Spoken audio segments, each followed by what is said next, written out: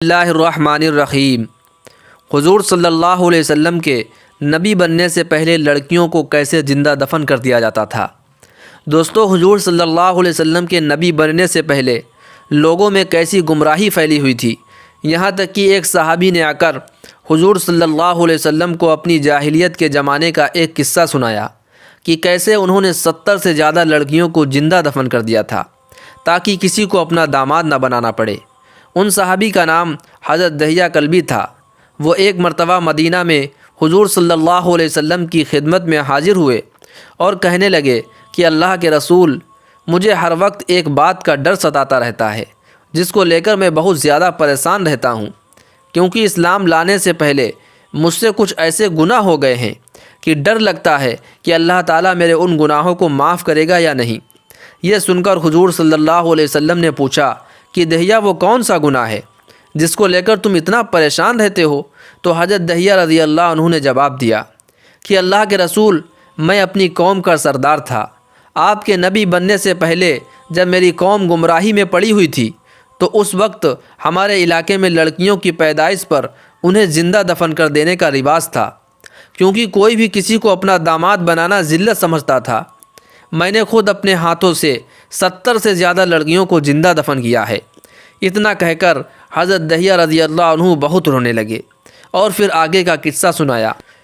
فرمایا کہ اللہ کے رسول، ایک دن کی بات ہے کہ مجھے کسی دوسرے شہر تجارتی کاموں میں جانا تھا۔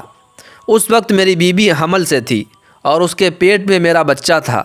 میرا کام ایسا تھا کہ مجھے گھر لوٹتے لوٹتے 7 سال گزر جاتے۔ اس لیے جاتے وقت میں نے بیوی سے کہا کہ اگر ہمارے گھر لڑکا پیدا ہو تو اس کی اچھے سے تربیت کرنا اور اسے کسی کمی کا احساس نہ ہونے دینا، اور اگر لڑکی پیدا ہو تو اسے زندہ ہی دفن کر دینا، میری کمائی کا اس پر ایک پیسہ بھی خرچ نہ کرنا۔ اتنا کہہ کر میں گھر سے نکل گیا اور کئی سالوں کے لیے دور ایک شہر جا کر تجارت کرنے لگا۔ وقت گزرتا جا رہا تھا اور مجھے اپنے بیوی بچے کی کوئی خبر نہیں تھی۔ میں تو دل ہی دل خوش تھا کہ میرے گھر تو لڑکا پیدا ہوا ہوگا، لیکن شاید اللہ کو کچھ اور ہی منظور تھا۔ اس لیے جب میں 7 سال کے بعد اپنے گھر واپس لوٹا تو بڑی امیدوں کے ساتھ گھر کا دروازہ کھٹکھٹایا۔ تھوڑی دیر کے بعد ایک چھوٹی سی بچی نے آ کر دروازہ کھولا تو میں نے اسے دیکھ کر پوچھا کہ لڑکی تم کون ہو؟ اس بچی نے جواب دیا کہ میں اس گھر کے مالک کی بیٹی ہوں۔ یہ سنتے ہی میرے ہوش اڑ گئے اور غصے سے میری آنکھیں لال پڑ گئیں۔ میں نے اس لڑکی سے کہا کہ اگر تم اس گھر کے مالک کی بیٹی ہو تو میں اس گھر کا مالک ہوں۔ جیسے ہی میں نے یہ بات کہی تو وہ بچی میری ٹانگوں سے لپٹ کر خوش ہونے لگی اور کہنے لگی کہ ابا جان، آپ مجھے چھوڑ کر کہاں چلے گئے تھے؟ میں تو ہر روز آپ کو یاد کیا کرتی تھی۔ وہ لڑکی برابر میرے ٹانگوں کو پکڑ کر بولتی جا رہی تھی اور میں اندر ہی اندر غصے کی آگ میں جل رہا تھا۔ پھر ایک دم میں نے اس لڑکی کو دھکا دیا اور وہ دور جا کر گری۔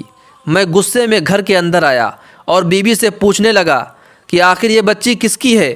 میرا یہ سوال سن کر بیوی رونے لگی تو میں سمجھ گیا۔ بہت دیر بعد بیوی نے روتے ہوئے جواب دیا کہ دحیہ، یہ تمہاری ہی بچی ہے۔ جس وقت تم مجھے حمل سے چھوڑ کر دوسرے شہر چلے گئے تھے تو ہمارے گھر اسی بچی کی پیدائش ہوئی تھی۔ دیکھو نا، یہ کتنی پیاری ہے۔ حضرت دحیہ رضی اللہ عنہ حضور صلی اللہ علیہ وسلم کو یہ قصہ سناتے جا رہے تھے اور روتے جا رہے تھے۔ حضرت دحیہ نے کہا کہ اللہ کے رسول، حقیقت میں میری بچی بہت خوبصورت اور پیاری تھی۔ میرا دل کر رہا تھا کہ میں اسے اپنے سینے سے لگا کر پیار کروں، لیکن اگلے ہی پل خیال آیا کہ اگر میں نے ایسا کیا اور اپنی بچی کو گھر میں ہی رکھ لیا تو قبیلے والے طعنہ دیں گے کہ دحیہ، تم تو ہمارے قبیلے کے سردار ہو اور آج تک تم دوسروں کی لڑکیوں کو دفن کرتے آئے ہو۔ اب جب اپنی لڑکی کا نمبر آیا تو اس میں محبت دکھانے لگے۔ یہ کیسا انصاف ہے؟ اللہ کے رسول، اس وقت میں فیصلے کو دو راہے پر کھڑا تھا۔ ایک طرف تو میرے اندر اپنی پیاری سی 6 سال کی بچی کے لیے محبت امڑ رہی تھی، تو دوسری طرف قبیلے والوں کے طعنوں کا ڈر تھا۔ اس لیے آخر میں نے فیصلہ کر ہی لیا کہ میں اپنی اس بچی کو زندہ ہی دفن کر دوں گا، جیسا کہ میرے قبیلے کا رواج ہے۔ پھر میں نے گھر کے ایک کونے سے کدال اٹھائی اور لڑکی کو گود میں لے کر باہر کی طرف جانے لگا تو میری بیوی نے دوڑ کر میرے پیر پکڑ لیے اور روتے ہوئے کہنے لگی کہ دحیہ، میں تمہیں اللہ کا واسطہ دیتی ہوں، یہ تمہاری ہی تو بچی ہے، اسے مت مارو۔ دہیا یہ بہت معصوم ہے، اور جب سے تم اسے چھوڑ کر دور گئے ہو تو یہ ہر رات مجھ سے پوچھا کرتی تھی کہ میری امی میرے ابا کہاں ہیں اور وہ کب آئیں گے۔ ماں تو آخر ماں ہوتی ہے، وہ کیسے برداشت کر سکتی ہے کہ اس کے زندہ بچے کو دفن کر دیا جائے۔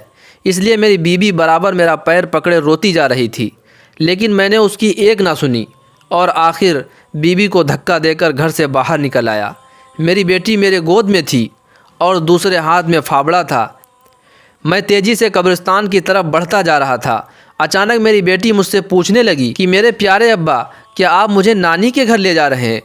میرے ابا، کیا آپ مجھے کھلونے دلانے جا رہے ہیں؟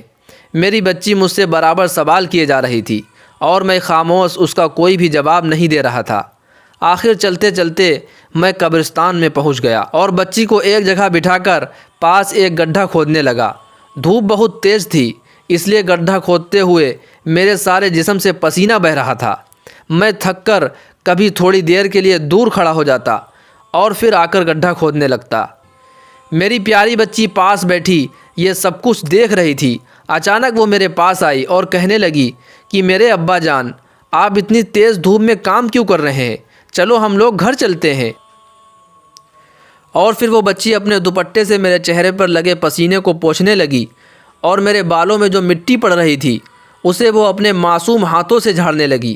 میری بچی مجھ سے بار بار کہہ رہی تھی کہ میرے ابا جان، آپ ایسی دھوپ میں محنت نہ کریں، مجھے آپ کو پریشان ہوتا دیکھ بالکل نہیں اچھا لگ رہا۔ میری اس معصوم بچی کو نہیں پتہ تھا کہ میں ایک سخت دل باپ اس کے ساتھ کیا کرنے جا رہا ہوں۔ وہ تو بیچاری دل ہی دل خوش تھی کہ آج اتنے سالوں کے بعد اس کے والد بہت دور شہر سے واپس آئے ہیں، لیکن میں اپنی بچی کو دیکھ کر خوش نہیں تھا، اس لیے کڑی دھوپ میں بھی تیزی سے وہ گڈھا کھودے جا رہا تھا۔ آخر جب میں نے وہ گڈھا پوری طرح کھود لیا تو اپنی بچی کو بہانے سے بلا کر اس گڈھے میں دھکا دے دیا۔ گڈھے میں گرتے ہی میری بچی زور زور سے رونے لگی اور کہنے لگی کہ میرے ابا جان، یہ آپ میرے ساتھ کیا کر رہے ہیں؟ لیکن میں نے ایک بار بھی اس پر ترس نہ کھایا اور فاوڑے سے اس پر مٹی ڈالنے لگا۔ وہ بچی روتے ہوئے کہے جا رہی تھی، میرے ابا جان، مجھے مت مارو، میں اب کبھی بھی آپ سے کھلونے لانے کو نہیں کہوں گی، نہ کبھی نانی کے گھر جانے کو کہوں گی۔ میرے پیارے ابا، مجھے معاف کر دو، میں آپ سے بہت محبت کرتی ہوں۔ اللہ کے رسول، اس وقت میری معصوم بچی اپنے چھوٹے چھوٹے ہاتھ میری طرف پھیلا کر مجھ سے رحم کی بھیک مانگ رہی تھی، اور مجھ جیسے ظالم باپ کو ایک بار بھی اس پر ترس نہ آیا۔ آخر جب میری بچی میری طرف سے بالکل مایوس ہو گئی تو اس نے آسمان کی طرف نظریں اٹھا کر کہا کہ اے میرے رب، میں نے سنا ہے کہ اب ایک نبی آنے والا ہے اور وہ بیٹیوں کی عزت بچائے گا اور لوگوں کو صحیح راہ دکھائے گا، تو میرے رب اس نبی کو بھیج دو، کیونکہ تیری دھرتی پر معصوم بیٹیوں کو زندہ دفن کیا جا رہا ہے۔ وہ صحابی فرماتے ہیں کہ اللہ کے رسول، میں اپنی بچی پر مٹی ڈالتا جا رہا تھا اور آخر میں نے اسے پوری طرح زمین میں زندہ ہی دفن کر دیا۔ وہ اندر ہی اندر تڑپ کر مر گئی۔ اتنا واقعہ سنانے کے بعد وہ صحابی بہت زور زور رونے لگے اور کہنے لگے کہ اے اللہ کے رسول، میرے سر یہ ایک ایسا گناہ ہے جو مجھے ہر وقت پریشان کرتا رہتا ہے کہ آخر قیامت میں میرا یہ گناہ معاف کیا جائے گا یا نہیں۔ حضرت دہیہ کلبی رضی اللہ عنہ کے زبان سے ایسا دردناک واقعہ سن کر حضور صلی اللہ علیہ وسلم بھی اتنا زیادہ روئے کہ آپ کی داڑھی مبارک آنسوؤں سے تر ہو گئی، اور پھر آپ صلی اللہ علیہ وسلم نے ان صحابی سے فرمایا کہ دہیہ، تم اللہ سے اپنے اس گناہ کی توبہ کرو، تمہارا رب بہت معاف کرنے والا ہے۔ دوستو، حضور صلی اللہ علیہ وسلم کے نبی بننے سے پہلے عورتوں کی کوئی بھی عزت نہیں تھی۔ باپ کے مرنے پر بیٹے اپنی ماں کو ہی بازاروں میں جا کر بیچ دیا کرتے تھے، عورتوں کے ساتھ جانوروں جیسا سلوک کیا کرتے تھے۔ ہر مہینے عورتوں کے خاص دنوں میں انہیں ایک کوٹھری میں بند کر دیا جاتا اور اس کے ہاتھ سے چھوئی ہوئی ہر چیز کو حرام سمجھا جاتا، اور انہیں کھانا بھی لات مار کر کوٹھری کے باہر سے ہی دے دیا جاتا۔ جب حضور کو اس دنیا میں نبی بنا کر بھیجا گیا تو عورتوں کی آپ نے عزت کرنا سکھائی اور فرمایا کہ دنیا میں ایک عورت ہی ہے جن کے قدموں کے نیچے اللہ نے جنت رکھ دی ہے۔ دوستو ہم سب اپنے ماں و بہنوں کی قدر کریں، اللہ پاک ہم سب کو عمل کرنے کی توفیق عطا فرمائے۔ دوستو ہمارا یہ ویڈیو آپ کو اچھا لگا ہے تو ویڈیو کو لائک اور شیئر ضرور کر دیں، اور کمنٹ کر کے ضرور بتائیں کہ آپ کو یہ ویڈیو کیسا لگا ہے، اور ہمارے چینل پر اگر آپ نئے ہیں تو چینل کو ضرور سبسکرائب کر لیں۔ السلام علیکم ورحمۃ اللہ وبرکاتہ۔